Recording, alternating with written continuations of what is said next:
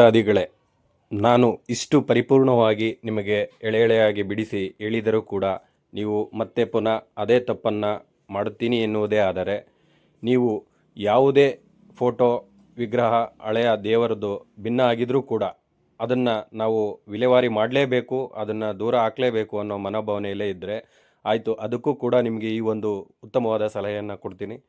ನೀವು ಆ ಒಂದು ಫೋಟೋ ಮತ್ತು ನಿಮ್ಮ ಕುಟುಂಬದ ಹೆಸರುಗಳನ್ನು ಒಂದು ಚೀಟಿಯಲ್ಲಿ ಬರೆದು ನನ್ನ ಒಂದು ನಂಬರ್ಗೆ ಸಂಪರ್ಕವನ್ನು ಮಾಡಿ, ಆ ನಿಮ್ಮ ದೇವರ ಫೋಟೋವನ್ನು ನಾನು ಸ್ವೀಕರಿಸ್ತೇನೆ.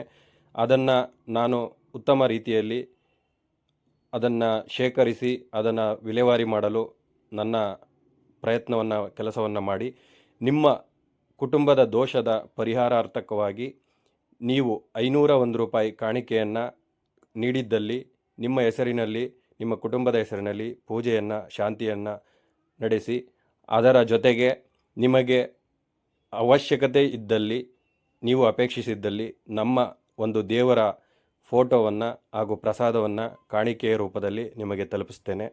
ಮತ್ತು ನಿಮ್ಮ ಈ ಒಂದು ಹಣವನ್ನು ಕೇಳ್ತಿದ್ದಾರೆ, ಹಣ ಇಸ್ಕೊಳ್ಳೋದಕ್ಕೆ ಈ ಥರ ಮಾಡ್ತಿದ್ದಾರೆ ಅನ್ನೋ ಈ ಒಂದು ಬುದ್ಧಿ ಏನಾದರೂ ಇದ್ದರೆ ದಯವಿಟ್ಟು ಕ್ಷಮಿಸಿ. ಈ ಹಣದಿಂದ ಆ ದೇವಸ್ಥಾನದ ಜೀರ್ಣೋದ್ಧಾರಗಳಿಗೆ ಅಥವಾ ದೇವಸ್ಥಾನದ ಕೆಲಸ ಕಾರ್ಯಗಳಿಗೆ ಆ ಹಣನ ವಿನಿಯೋಗಿಸಲಾಗ್ತದೆ.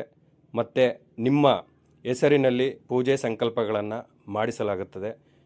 ನಿಮ್ಮಿಂದ 10 ಜನರಿಗೆ ಕುಳಿತುಕೊಳ್ಳುವುದಾಗಲಿ ಅಥವಾ ದೇವಸ್ಥಾನದ ಕೆಲಸ ಕಾರ್ಯಗಳನ್ನು ನಡೆಸಲು ಸಹಾಯ ಆಗ್ತದೆ.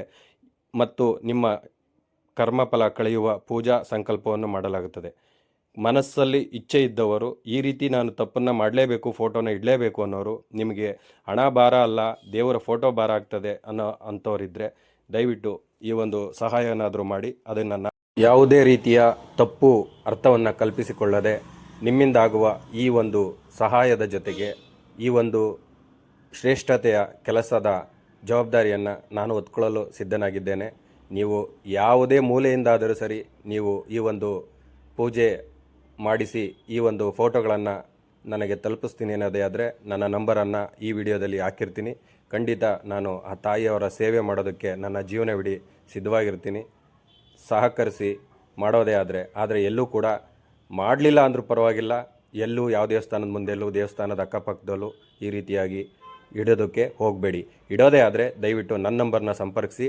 ನಾನು ಹೇಳಿದಂಥ ಈ ವಿಡಿಯೋನ ಚಾಚು ತಪ್ಪದೆ ಕೇಳಿಸ್ಕೊಂಡು, ನಿಧಾನವಾಗಿ ಅರ್ಥಪೂರ್ಣವಾಗಿ ಕೇಳಿಸ್ಕೊಂಡು ಸಹಕರಿಸಿ. ನಿಮ್ಮ ಹಣದ 1 ರೂಪಾಯಿ ಕೂಡ ವ್ಯರ್ಥವಾಗದಂತೆ ನಿಮ್ಮ ಶ್ರಮದ ಪ್ರತಿಫಲದ ಪೂರ್ಣ ವಿಡಿಯೋ ಸಿಗುತ್ತದೆ.